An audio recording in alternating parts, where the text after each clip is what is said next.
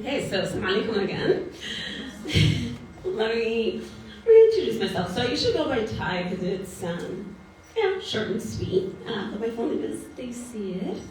So Taysir is Arabic for facilitation. Okay? And got that name from my grandma. I love her so much. But I'm pretty sure she was just like, I got a job for you.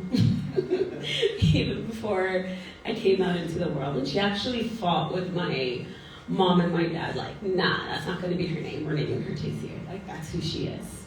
And I'm really grateful for that. When I was younger, I really did not like that name because no one knew how to say it. Or I would get called Tyson or Tisser or some sort of variation of that. But now it's just a point and place of anchoring and power for me. And so I'm super grateful to my grandma, our matriarch, for choosing to name me as she did. Who are you and how do you identify? That's always such a big question, right? So when we think of who we are, I often find myself reflecting on the word in Ubuntu, so it's an African philosophy, I am because we are. Okay? And so when I think of that question of who am I? Well, who am I in relation? Right? And who am I in community? And who am I within my family? Right? And so I'm a daughter, a sister, I'm a troublemaker, because, black sheep of the family, had to go around working some fun intergenerational traumas, and person of service, really, more than anything else, when I think about why I show up in community the way that I do, and what is the most nourishing for me, and that comes down to serving, and being of service, and holding space as well, too, right? And when I think of how I identify, there's the Sudanese part. Even when I think of the borders of Sudan, those are artificial colonial borders. And so, who am I? I'm Misiria, Baghara on my mom's side. I'm Fulani Fulla. And I'm also Egyptian. So those are who I am before the borders. And that to me has such a deep ancestral connection. And one thing that I always try and encourage everyone to do is, the way that you identify yourself, who is that based off of? Right? Who decided who you were, and are you going to continue to buy into that? Right? When I was 11, I came to Canada as a refugee, and that's where I learned I was black. Right? I always tell everyone that, I didn't know I was black. I was like, I'm Sudanese, I'm Syria, I'm Fulani, that's what I am. And then I came here, and they're like, oh, hello, social constructs. And here is what you are. And what's interesting sometimes, and I've seen it on social media before, where East Africans get a lot of flack for being oh, we're not black, we're this, we're that, we're that. And they're oh, you see, they don't even want to be black. They're trying to separate themselves from the community. And, I kind of pause and reflect. I'm just okay, but who made black and who decided who was black? Because that wasn't from us. We had tribes, we had a whole different array of identities. And we still live in a colonial construct. And those constructs have real life impact. And so I'm holding both, right? Because I know how I have to navigate the world. I know how the world navigates me. And so, yeah, I'm black. Very proud. Very excited to be. And I am so much more based off of my own blood and my own history. So again, who are you? What are you choosing to accept? And how are you navigating through that? What's my story? Where did I start? And where are you now? So I'm thinking, you notice, when they were reading, every few words was trauma, trauma, trauma, trauma. Because that's the lived reality, right? If you're not that 1% who is in charge of deciding right now what is and how it can be, you're vulnerable, right? You're vulnerable in your gender, you're vulnerable in your orientation, you're vulnerable in your body, right? Like, is it reflected in the media or is it not? Is it called beautiful? Is it not called beautiful? And then there's the colonial impacts that go on. So where you're from impacts your story, right? How did colonialism show up on your doorsteps? And so when I think about my own experiences, a lot of them were riddled with trauma. And a big mission for me was, how can I be more than that? Right? How do I go beyond what they did? Right? And sometimes it's like, we really like buy into like our trauma and like we stay with it, we stick with it. It becomes this like deep part of our identity. Like, oh, I've been victimized. Oh, I've been traumatized. Oh, I've been stolen. I've been this, I've been that, I've been that. Like the list can go on and on and on. But if that is the only way that you relate to your story, then that is them claiming your story.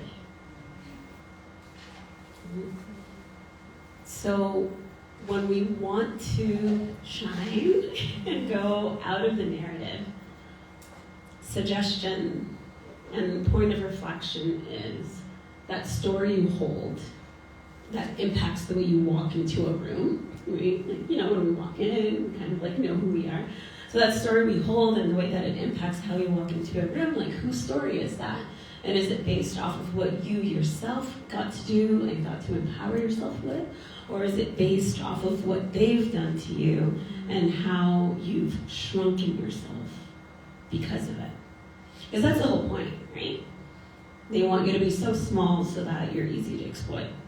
They want you to be so broken that it's easy to manipulate and divide, right? And so if you think again about those like social constructs, yeah, they have a very real impact, because when I apply for a job as Daisy Rosade, all black and gorgeous, that's gonna have a very, very different impact than like Karen Filippelli. So there's that lived reality. But again, is that where I'm gonna stop? Is that all I'm going to be? A person within the construct that has no autonomy, that has no say in how I relate to the world and how I relate to others. For me, no. Like, I just absolutely refuse that.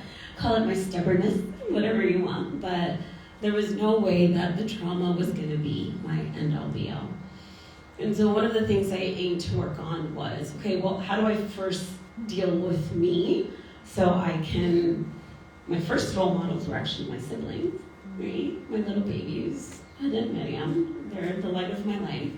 And there's this one moment when I was in high school, they're like all little, and I was in the mirror, and I have like a very like specific routine of like how I put like my face creams on.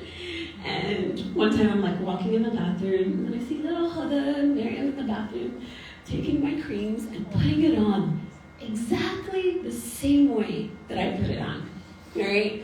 They're probably like 5 and 3 when they were doing this. And I was like, oh, they are watching me. And they are copying to a T, even when I thought that they weren't even looking. And so that was my first motivation. I was just like, okay, no, like, I want more for them. Because I still wasn't really at that place where like I had that same love for me. So that was not a very good tool. But my love for them was just so immense that they were my catalyst. And so then in terms of like, how I showed up for them, I started showing up for me better, because that was required, right? You can't have one without the other, because you gotta walk the walk. You gotta embody it, otherwise it's, fake. And so from there, it went to me. And I grew up very like Sudanese bubble. Like I didn't have like my first non-Sunnis friends until like I went to school, and I'm just like, wait, you're not Muslim? Isn't everyone Muslim? Like, what kind of Sunnis are you? I don't know who you are. Like, it was just kind of like my world. And because I was so in community, that term again, Ubuntu, I am because we are, like, there was no way for me to separate my life from their life because they were so interconnected. And so it really just started kind of all like, can I share with you this like really cool healing technique? Because I kind of see it in you, and so I want to just like give it to you and offer it to you because I think it might benefit you because it benefited me. If you don't like it, that's okay, but let me know. And that's really how it started. It was just like, I just want to give this to you. Look, it's making me smile. It's like when you see that little kid, they have like that really cool toy that they love, and they're just so excited they shove it in your face. Like that's how it was with healing. It's just like, look, yoga, look this, look that. And, some people were like, oh, okay, and other people were like, you need to get out of my face. 50-50. But from there, I just started finding like my people, like people who were really wanting to do similar things and wanting to navigate space and wanting to start looking in at, okay, what are my traumas? What traumas have been passed down to me ancestrally? Because that ancestral trauma, that intergenerational trauma is real. Right? And I think sometimes we forget about it. And one of the biggest issues, okay, there's like a million, but one of my biggest issues right now being a student doing their master's in psychotherapy is like everything just starts after you're born and after you've been through something. But if my mom was in war while she was carrying me and she was not having access to all of the things that she needed, if she was giving birth to me in a not so great situation where I almost died, if she herself was a victim of some other form of trauma and oppression, how ridiculous is it of me to think that that didn't impact what was going on in the womb? Right? And so most of the time, like, as I was going through my healing, I'm like going and seeing therapists and all of that, they're so focused on my childhood and childhood experience. It's just, okay, like, yeah, I get it, but like, I feel like there's more, because I'm more. And then, of course, I started doing more digging, and then I realized, oh, psychotherapy is just a white co-opting and trademarking of indigenous practices. Surprise. All they did was put a new label on it. And so, let me start investigating where this came from. Maslow's hierarchy of needs, that comes from South Africa. It comes from tribes. The idea of collective liberation, that's pretty much every indigenous practice. Right? And so what happens when we start to deconstruct and divest from the systems that are? And then we start learning, new ways of showing up, new ways of being. And so from that beginning of wanting to be bigger than the traumas to offering it to community, then came the call to, well, now I need to really be informed because I've internalized a whole lot. There is not a single person on this earth who has not internalized some form of colonialism. And one of the big ones for me that I really had to deconstruct was anti-Black racism, right? Because sometimes we forget, like, oh, Black people can uphold and internalize, right? And one of the ways we do it is from separating ourselves. I'm like, oh, I'm not those Black people. I'm that kind of Black, right? Oh, like, that color makes my skin look darker, so I'm just gonna avoid wearing that color, and I'm only gonna wear things that make me look brighter, right? I'm going to be staunchly Sudanese and never touch my Black side identity construct because I don't want to be bundled up with that. And then Islam. I grew up in masjids, right? And one of the things everyone just always wants to throw in your face, there's no anti-Black racism in Islam. There's no racism in Muslim communities. Look, Bilal was put up as the Most High. It's like he's everyone's scapegoat. Like, but Bilal. And I'm just like, okay, cool. But yelling the Sahaba, you're humans with all of your wonderful flaws. And there's so much anti-Black racism in the Muslim community. And we still haven't reconciled because we still haven't even touched on the truth of that, right? And so then again, like me navigating in those spaces where I'm being gaslit with, oh, there's no racism here. Like, you're just misreading. And then me like, okay, well then how do I like reconcile and make sense of what's going on? But then you start deconstructing. Then you start unpacking. And then you realize like, okay, the religion's one thing. The people are something very different. And we can't just gaslight. Right? And so again, when we're thinking about how do we want to show up, how do we want to go, how do we want to move forward, part of that is also being so conscious of what you're carrying and what narratives you've bought into and how they feed into everything. Because they do have an impact. They will show up. Mm-hmm. And then we have, how does someone who is an aspiring ally and wants to show up in solidarity with folks take meaningful action? Right? Why do we need to reinvent the wheel when we have wisdom keepers in every tradition and every sort of atrocity going on in the world? I don't need to make something up. Right? So when I came, and I'm here in Canada, like I grew up in Kitchener. And I didn't really know much about like what was going on in the Indigenous community for a while. I just knew there was an Indigenous population, right? It was here, and I was just like, oh, okay. Then I started getting a bit curious about it. And so I started showing up in spaces, just like inviting myself. Sometimes like the one black girl in this space, I'm like, oh, what are y'all gonna teach me? But I think that's it. What are you gonna teach me? Because most of them, I can't think of any, like even when I think about Palestine, like most of them are telling you how they want you to show up for them, right? They are on social media today saying, do this, make sure you're doing that, make sure you're doing that, make sure you're doing that. And so when I pose with that question, like, oh, how can I show up for X, Y, Z? I'm like, have you looked? Have you asked? Because they'll tell you. They've been telling you.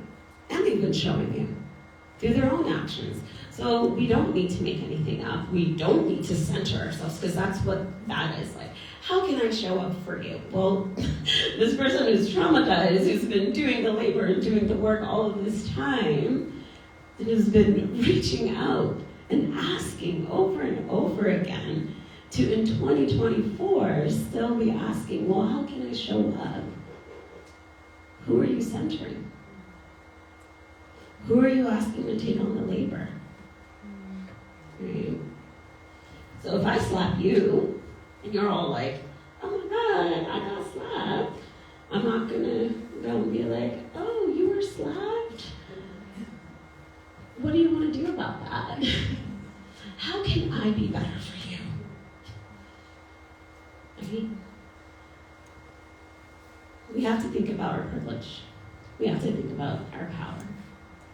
And we have to think about, how do I take me, my emotions, my discomfort out of the center and focus on those who actually want to serve and help. Because they're doing the work. They know their community. They know the needs. Most of the time, all they simply need is amplification. Most of the time, all they need is to be centered. Right? And sometimes that's hard. Because again, me with all of my social constructs, when we look at that wheel of power and privilege, like, no, not much power, right? But I'm a settler on this land. That's power. That's privilege. So, do I go and then not center those who are from this land, on this land, and keepers of this land, and just say, well, I'm oppressed too? Well, sure, I am. But so are they. And I'm a tool in that. I'm a tool and a weapon in their oppression too. So you can both be oppressed and an oppressor. And if we don't recognize the duality of that, we will consistently show up in harmful ways without even needing to. And then the last thing I'll talk about, because I'm pretty sure I'm way over my time. Yeah, I'm way over my time. Okay, I could talk forever, but I'm so glad I wrote these out. The last point, when we're thinking about any sort of like activism work, social justice work, healing work, any of that I really want to touch on is radical self-care. Because sometimes folks feel so selfish, right? They're like, oh my God, how can I give myself this rest day when my brothers and sisters are suffering? How can I take a break when so-and-so is like facing these atrocities? And I'll say to you what I say to most people. So when we think about solidarity movements, we think about social justice movements, what is the movement? Like, what is the actual movement? Can anyone tell me?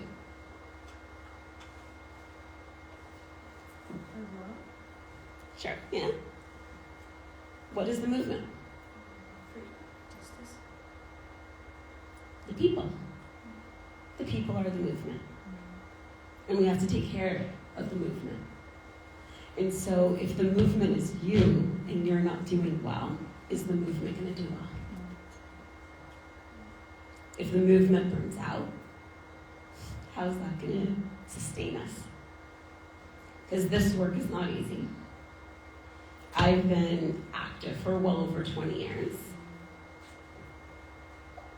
The needle doesn't move that quickly, but I also recognize that this might not be the end in my lifetime. So I gotta set the next generation up, right? The same way the last generation set me up. So if I recognize and understand that this is gonna be my entire life, because that's what it has to be, if I'm not giving myself breaks, I will burn out. And then there will be no movement. And that's what they bank on. You becoming apathetic, you becoming exhausted, you becoming so tired, you having to check out because you cannot hold it anymore. And one thing that I always think about when I think of radical joy and radical care, even in Gaza, one of the things that I love that was so beautifully exemplified by every revolutionary who's there is the second they had a moment of pause, what did they do? Joy. Right? They filled up their cup with something. They had weddings, they had little things for the kids. They found a kitten and were playing with the kitten. They did whatever they could to keep themselves anchored and nourished, even with so little. And so if they're doing that, if the people in Sudan, in Congo, in Ethiopia are finding moments to nourish themselves, how dare you not take care of yourself to keep doing the work?